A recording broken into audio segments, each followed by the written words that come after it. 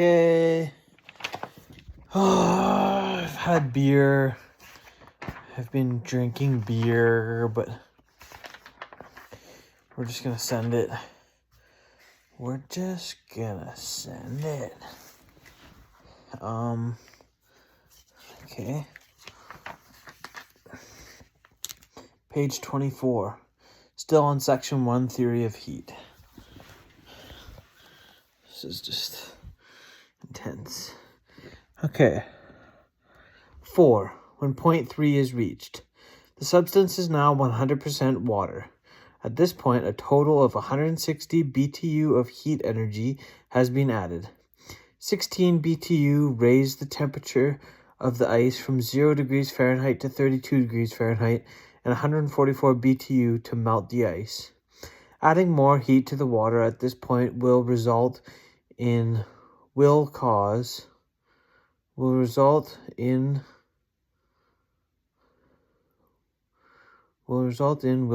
a rise in temperature.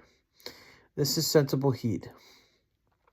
Removal of any heat at point 3 results in some of the water changing back to ice. This is described as removing latent heat because there is no change in temperature. 5. Between points 3 and 4, 180 BTUs of heat have been added. The water has been heated from 12 degrees Fahrenheit to 32 degrees Fahrenheit to 212 degrees Fahrenheit, which is a 180 degrees Fahrenheit rise. Referring back to the definition of the BTU, you will see that it takes 1 BTU of heat energy to raise the temperature of 1 pound of water 1 degree Fahrenheit. So a 180 degree Fahrenheit temperature rise will require 180 BTUs of heat energy. At point 4, a total of 340 BTU of heat energy has been added to the process.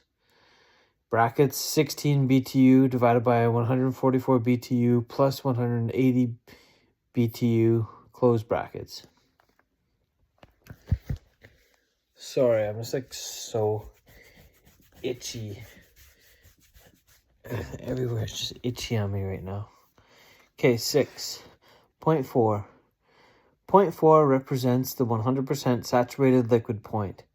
The water is saturated with heat to the point that the addition of any more heat will cause the water to boil, a latent heat process, and start changing into a vapor steam.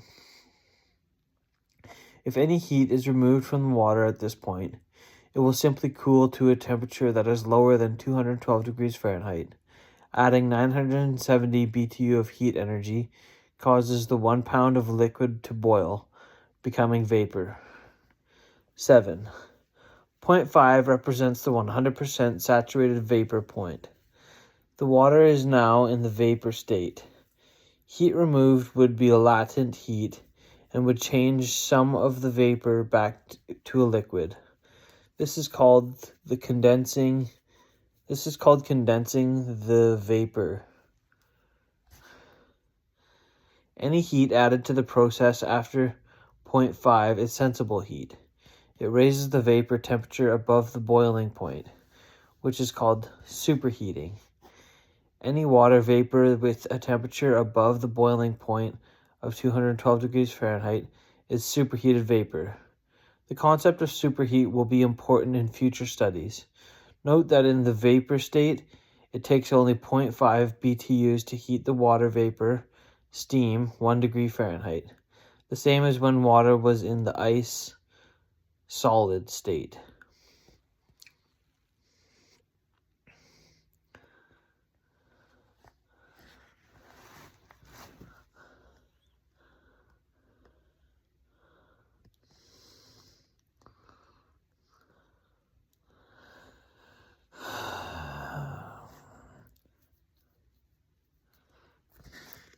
Between points 1 and 5, a total of 1,310 BTU of heat energy has been added to the process. A summary of the process is provided here. Process. Point 1 to point 2. Sensible heat transfer. 16 BTUs. Ice at 0 degrees Fahrenheit to ice at 32 degrees Fahrenheit. Point 2 to point 3. Latent heat transfer. 144 BTUs. Ice at 32 degrees Fahrenheit to water at 32 degrees Fahrenheit. Point 3 to point 4. Sensible heat transfer. 180 BTUs. Water at 32 degrees Fahrenheit to water at 212 degrees Fahrenheit. Point 4 to point 5. Latent heat transfer. 970 BTUs. Water at 212 degrees Fahrenheit to steam at 212 degrees Fahrenheit. It's pretty trippy, the whole latent heat, sensible heat thing. Okay, 1.9, specific heat. We now realize that substances respond differently to heat. When 1 BTU of heat energy is added to 1 pound of water, it changes the temperature, 1 degree Fahrenheit. This holds true only for water. Other heated substances have different values. For instance, we noted that adding 0.5 BTUs of heat energy to either ice or steam, water vapor, caused a 1 degree Fahrenheit rise per pound. The temperatures of ice and steam increased at twice the rate of water. Adding 1 BTU of heat energy to 1 pound of either ice or steam would result in a 2 degree Fahrenheit rise. This difference in heat rise is known as specific heat. Specific heat is the amount of heat necessary to raise the temperature of 1 pound of a substance 1 degree Fahrenheit. Every substance has a different specific heat.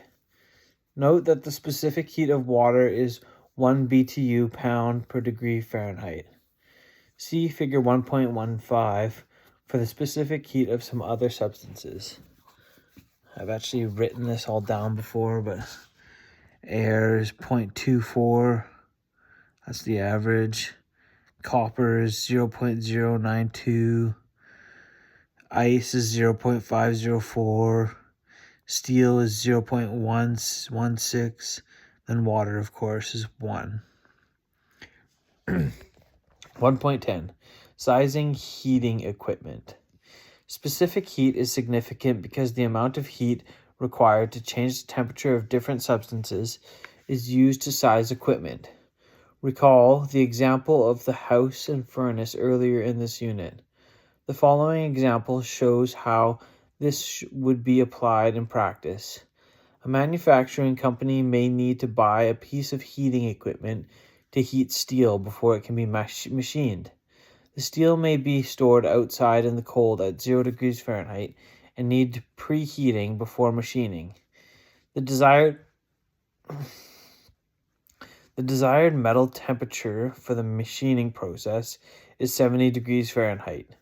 How much heat must be added to the steel if the plant wants to process 1,000 pounds of steel each hour?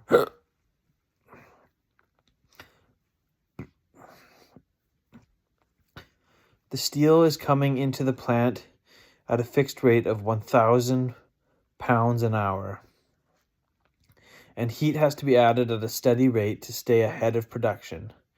Figure 1.15 gives a specific heat of 0.116 BTUs a pound per degree Fahrenheit for steel. This means that 0.116 BTUs of heat energy must be added to 1 pound of steel to raise its temperature 1 degree Fahrenheit. The following formula can be used to determine the total amount of heat required to heat the steel in preparation for processing, where Q equals quantity of heat needed, W equals weight of the substance, delta T equals change in temperature.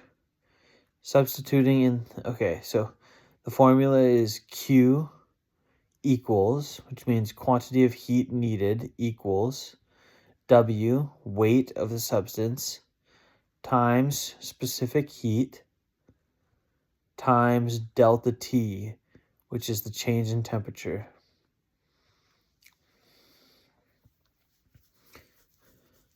The previous example has some known values and an unknown value to be found.